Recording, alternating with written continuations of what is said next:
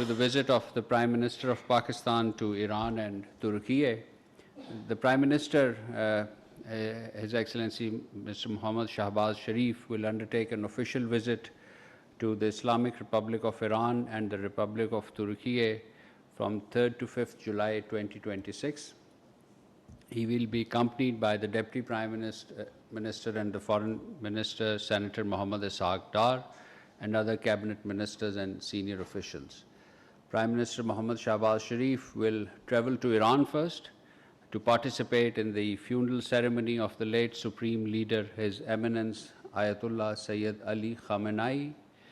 The Prime Minister will convey condolences on behalf of the people and the government of Pakistan to the Iranian leadership and the bereaved families, while reaffirming solidarity with the brotherly nation in their hour of profound grief.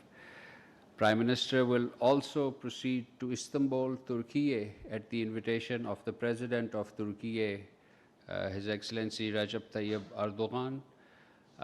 He will hold discussions on the entire gamut of the bilateral relation with a special focus on giving impetus to bilateral trade and investment cooperation between the two brotherly countries. The leadership meeting will also reflect on issues concerning regional peace and security.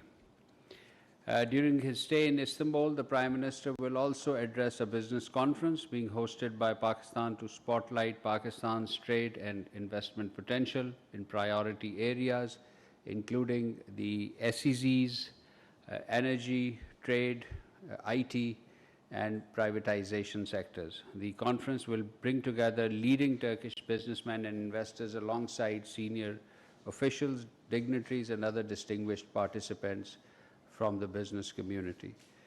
The Prime Minister's visit to Iran and Türkiye reflect Pakistan's deep-rooted historical, cultural, and fraternal ties with the two brotherly nations.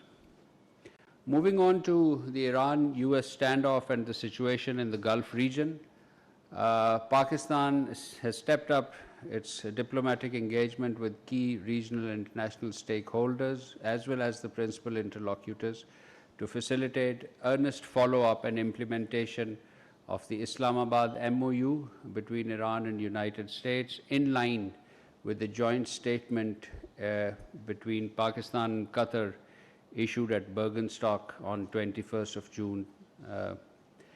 In this regard, Pakistan and Qatar engaged with the relevant parties in Doha yesterday and held separate meetings with the US and Iran negotiators in Doha. And these culminated late hours tonight, in fact, well today into the morning. I would like to highlight three specific points. One, about these Doha talks. One, there was positive progress made on issues related to the different aspects of the Islamabad MOU building on the Lake Lucerne summit. Two, parties agreed to continue discussion over the coming period. And three, next meeting to be set at the earliest possible time following the funeral procession of the former Iranian Supreme Leader. So we'll continue to play a facilitative and mediatory role in the negotiation process along with our Qatari partners.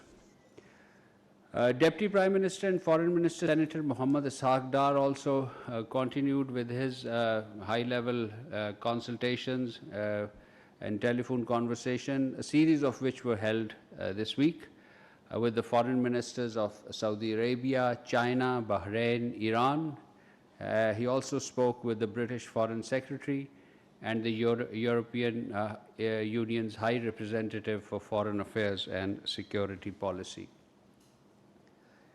Ladies and gentlemen, you all covered the seminar that was held at Jinnah Convention Center yesterday, titled Indus Water Treaty, an Instrument of Peace and Regional Stability.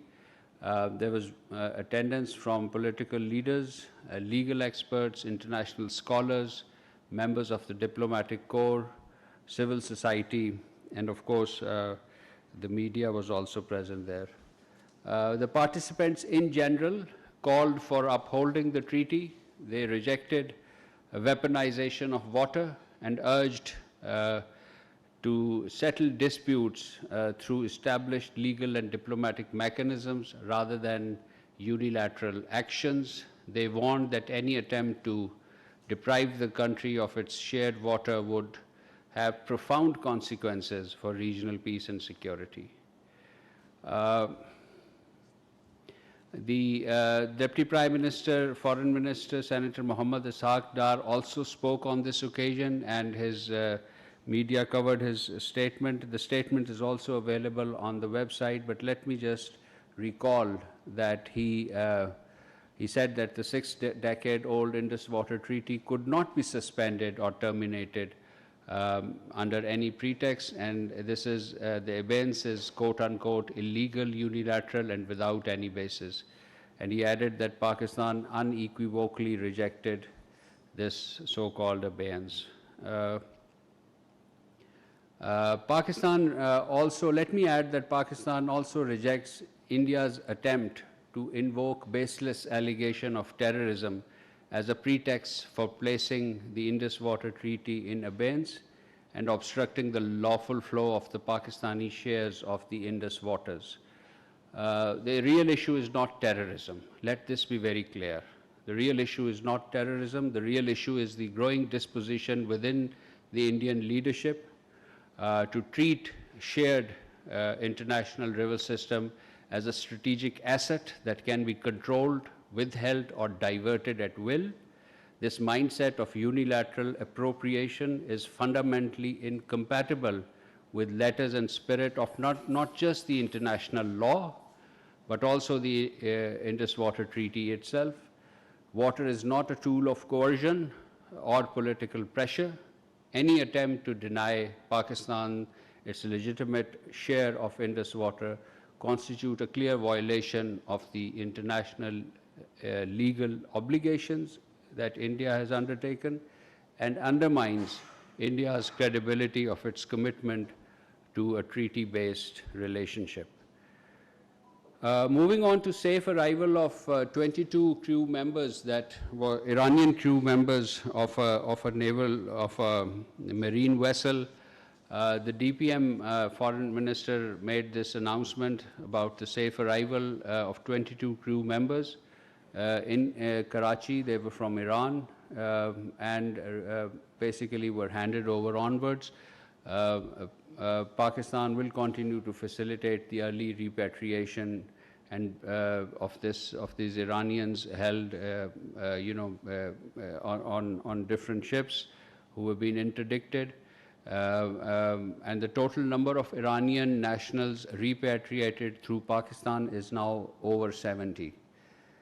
On 29th June, ladies and gentlemen, the United Nations Special Envoy to Combat Islamophobia, Mr. Miguel Angel